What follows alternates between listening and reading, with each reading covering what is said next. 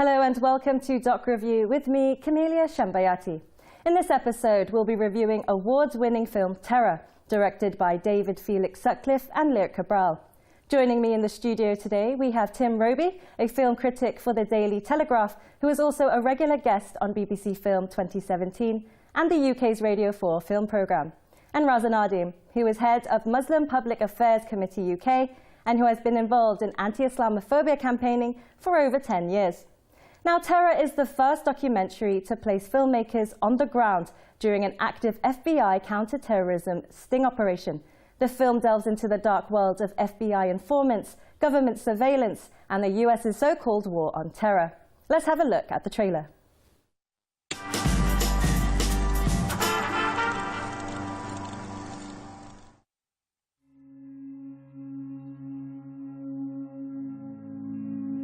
First saved message.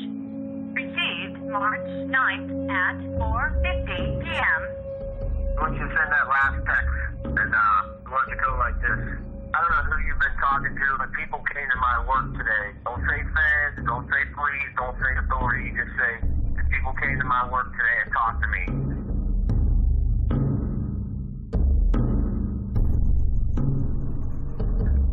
And something like, inshallah, I'll see you around.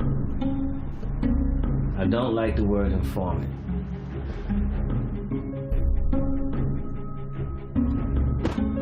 They want to make a big bus. Just gave me his picture and told me, look, this is the POI, person of interest.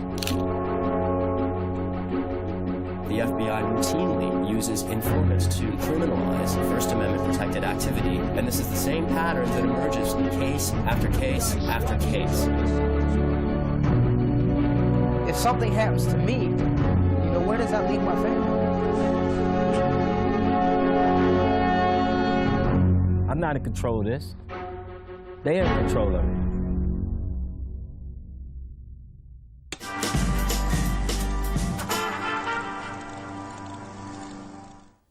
Thank you both for joining the show.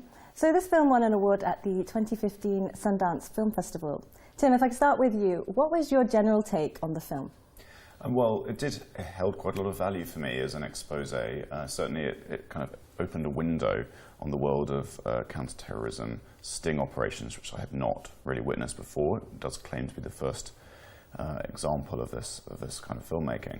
And I was troubled by it in various ways, but quite productively, I think, on the whole. And it led me in a direction which resolved some of my issues with the initial approach. I thought as it went along, I found that the characters came into closer focus, and I began to understand the issues involved, and it began to really convince me and win me over with its argument, essentially, which is that the FBI have crossed a line since 9/11 and are beginning to criminalise in kind of quite an sort of outlandishly unfair way behaviour which really shouldn't be criminalised. Mm. And you, Raza, how did you find the film?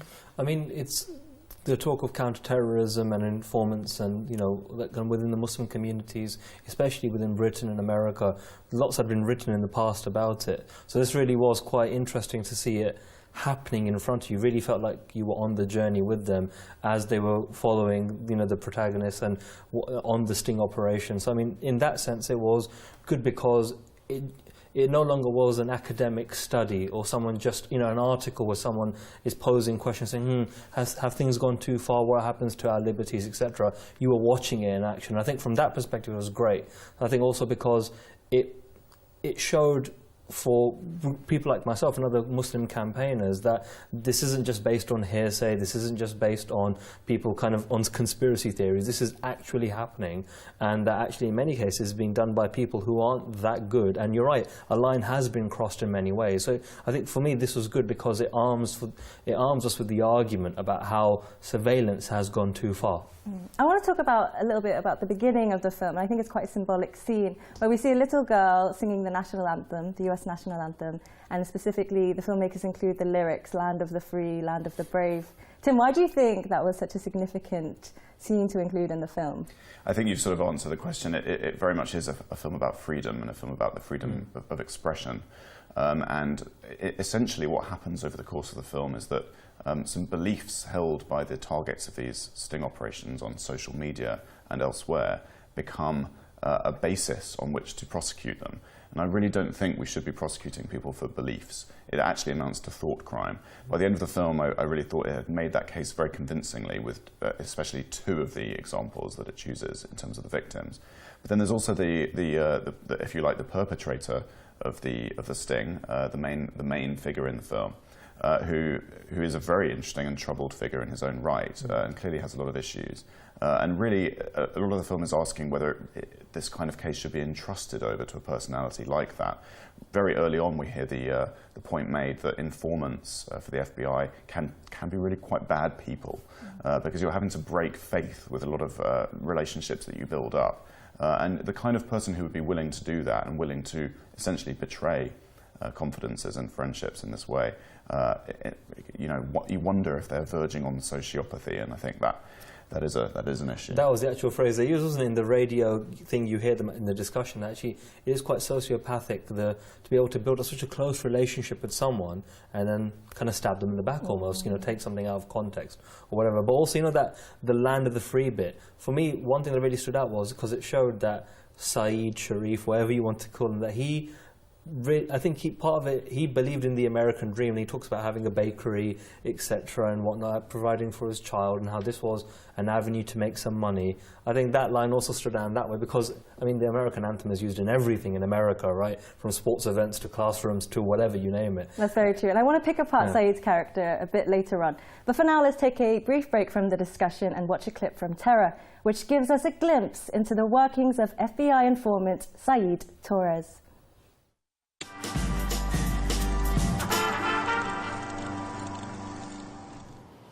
What is the map on the wall? Why is the what? Why is the map on the wall? Find my locations around here. Is there significance to the red lines? Yes. It's regarding the work I do. No, I'm gonna give you the picture. I'm gonna put them up on here. It'll be better for you because I don't want to explain nothing to you. You got it, that's it. Don't ask no questions who they are. I'm giving you something that you shouldn't be seeing anyway. You know something? I know, you always getting shots. Didn't you say you wanted to do this project? Yeah, don't you ever give it a break? Now I can see why celebrities don't like paparazzi. You not gonna tell us anything? No, these are all targets that's in suspected areas. For some reason, they got a big population of Muslims that come from the various countries over there to come to school here. Moroccans, Somalis, Saudis. And then they all go back from where they come from. I don't have no feelings for them. You're making the Islam look bad. You got to go.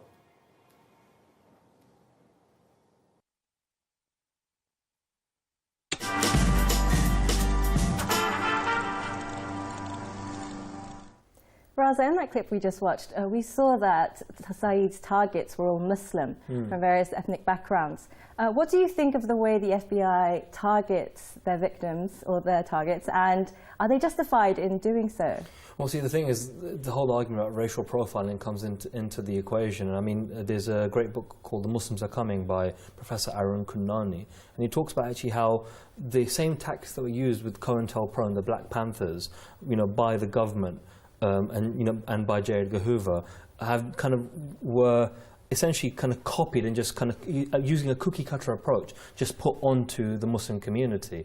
And actually how they just said, well, if they're Muslims, they're a suspect community, and they were only viewed through the lens of the war on terror. And that's why when he says, because actually he says, that clip goes on saying, isn't it strange all your suspects, your targets are Muslims? He goes, yeah, well, what can I say about that? And he doesn't want to delve more into it, but it's true, the FBI, there have been a disproportionate number of targeting of Muslims, and part of it is and now we see with Trump as well, that how the CVE operations, the countering violent extremism operations, are focused solely on Muslims. They're seen as the sole perpetrators of terrorism, and that kind of really clouded the judgment, and does still cloud the judgment of security services, who only view Muslims and Islam through that lens. And Tim, the FBI seems to prey on vulnerable targets in this film. What do you make of Saeed's character? Yeah, I mean, vulnerable is certainly one word for him. He is rather a tragic figure, really. I mean, he's acting almost entirely out of self-interest and expecting to get more profit from this situation than he actually receives. There are these sort of scenes of him complaining that he's not being given enough, literally enough cash in the envelope that he's receiving. He seems disgruntled and oppressed at all times, but he's also a very kind of cut-off individual. He's a real sort of solo operator and a loner. There are a few scenes with his family, but on the whole, he's just going solo on these missions. And he seems very disconnected from the Muslim community, except to the degree in the sense of him actually feigning kind of interest in what they're doing and kind of stepping in there and kind of pretending, talking the talk, if you like, just in order to elicit the kind of supposed kind of information about them that the FBI is hoping for. And not only to elicit it, but to kind of coax out beliefs and comments that can be used against them, which they might otherwise not make. And that really is almost the definition of entrapment. Would you agree with Tim? Oh, definitely. And I think with Saeed, I mean, he is a vulnerable character, but also the bitterness comes out of it's it's that self-interest, because he actually, in the long term, when you start to analyse what he's doing and what he's hoping to gain, you realise there's actually not much to gain at the end of it, because he has to be aloof from the Muslim community because he's spying on Muslims. But secondly, it's his work has meant, when he has been found out in the past, when you see in the documentary, it's meant he doesn't form any real bonds. Like he really is cut off, partly because of his work, and it's just made him a real bitter individual. So when he says, they're giving Muslims a bad name, that for me was an off-the-cuff comment. He doesn't like other Muslims after a while, and that really comes across that he has quite an ironic comment. He has an issue with other Muslims, but he also definitely wants that friendship and that community, but he knows he can't get it being in this line of work, but he's chose to be there. You see, you can see why he's such a troubled individual. We'll take a pause there for now and look at another clip from Terror, where Saeed talks about his tactics on entrapping his target, a white Muslim man named Khalifa.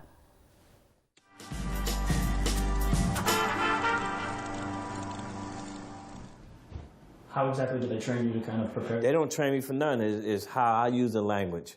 If they train me, I would never get what I want to get because they're strictly textbook. There's a difference between telling somebody and making a suggestion. The entrapment is if I go and tell him, yo, come on, let's go rob a bank, and that was not his intention, that was my intention. So I'm entrapping him. I don't make the suggestions.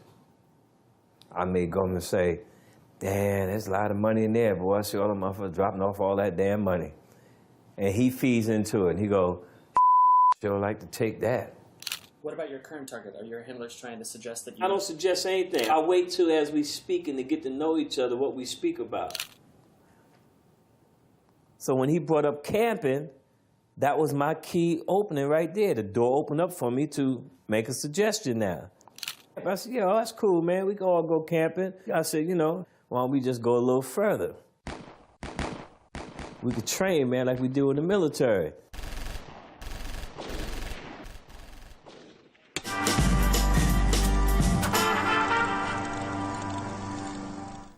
From the film, we learned that 9/11 changed the FBI's tactics when it comes to dealing with criminals.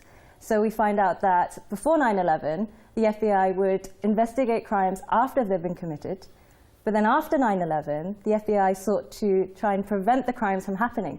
Now, Tim, what are the moral implications of this? And can the FBI prevent a crime from happening before it's even been committed? And in a sense, doesn't that make them complicit in that they're paving the way for that crime to occur? Well, it's certainly a slippery slope. I mean, if a credible bomb threat were to be issued, then of course they're going to investigate that. That's a crime that they're going to want to prevent, and I think prevention is better than cure in that respect. I mean, let's agree that we would rather that bomb did not go off, almost certainly. But if there's no such bomb, and if they're merely waiting to find what kind of person might one day light the fuse to that bomb, long down the road, then you have to ask them at what point they step in, because if they step in prematurely, that is prosecuting individuals really illegally, I think. And I think in the case of the figures that we find in this film, they are so far away from that end game of actually lighting the fuse, if you like, that really they're being almost encouraged further down the road than they would otherwise go. There is a continuum there, and they are some way down that road, I will concede, because some of the beliefs that they hold would be considered quite unpalatable, I think, to non-Muslims. But nonetheless, this is thought crime if you're going to try and prosecute it. I mean, in Hollywood films, we're used to seeing the FBI depicted as some kind of sleek and high-tech technology organization. But what do we learn about their methods in this documentary, Raza? I think what really comes across is just how human they are, and how in this, like, they are kind of wading through the darkness trying to make sense of this all. They've got an objective, which is stop terrorism, but then from there on out it's kind of figure out, lads.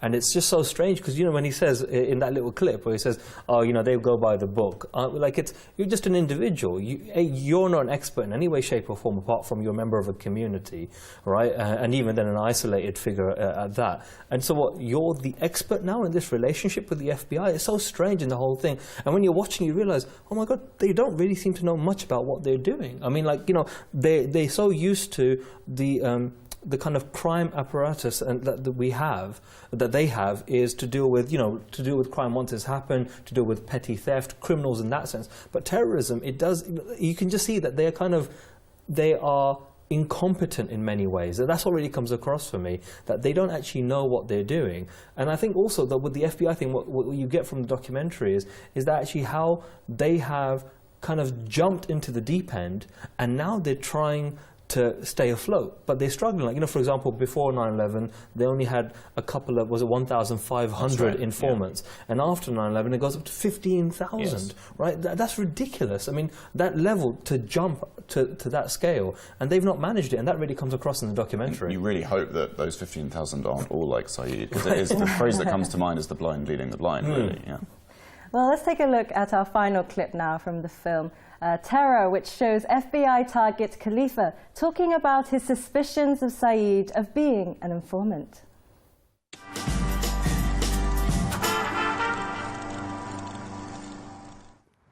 Sharif left me alone in his truck. And when he did that, there was a letter sitting on the dashboard from the welfare office. So I picked it up and I snapped a picture of it, because I knew he was FBI. Wanted to know who this guy was. And his real name is Saeed S. Torres.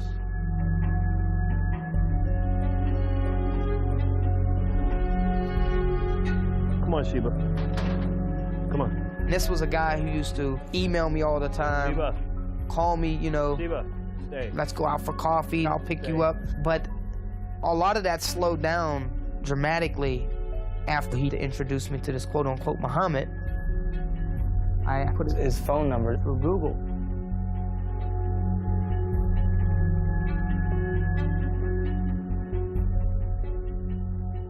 Everyone should be rewarded for the things they do. That's him. Either by Allah or by the organization that does these things. Muhammad, he was an informant for the FBI, and his real name is Shahid Hussein.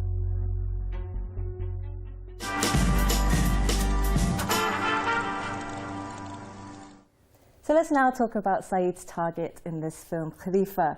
Tim, how is Khalifa portrayed in this film, and are we made to feel sympathetic to his innocence and him being framed?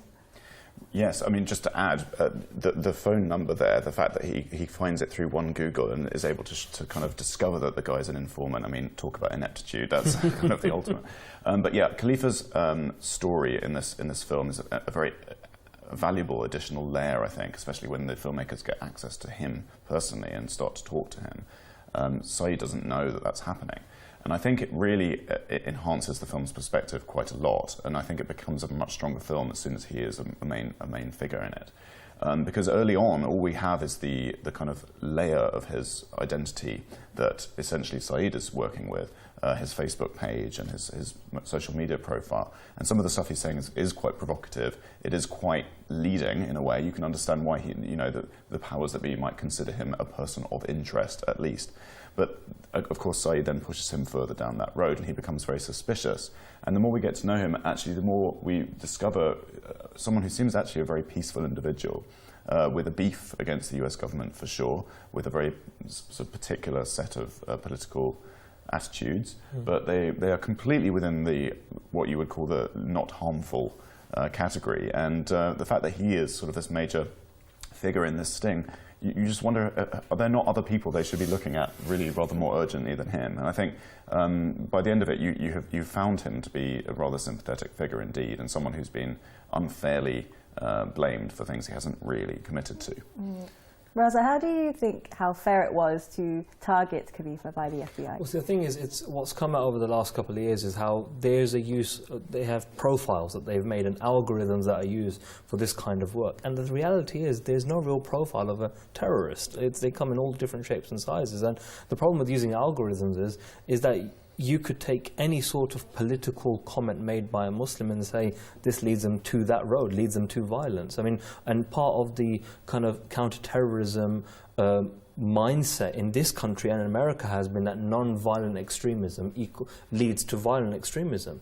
And in kind of with that net, you end up catching almost anyone that makes any sort of political comment. And you see, that's how he's been caught, really, on that basis. I think one line that really stood out for me is when he says, "I knew he was FBI." That bit, I thought, I know that kind of, that way, the tone that he used, I've seen that from other Muslims in conversations, where what this documentary really shows, right, for me, is that it's made Muslims more, they don't trust other Muslims off the back, because they feel that there's informants within the community. And you see it all the time. No, that guy might be a spy. I don't really trust him. He might be undercover, etc. So when he says that, it shows that actually you have to be aware of that kind of problem within your community to be thinking that way. And that's what really came across to me in that scene. And generally, at the end of that, the issue of spying on Muslims, people are aware of it, and they're wary of it, and it makes them, they don't trust their own fellow Muslims. And within the community, you see that breaking apart. Would you like to jump in there, Yeah, Tim? there's one thing, a question I'm not sure the film really asks, but really you have to consider,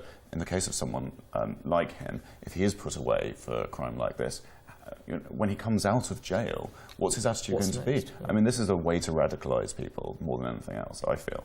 And last 30 seconds to you, Tim. What do you recommend that people watch this? Yeah, I do think it's a film worth watching.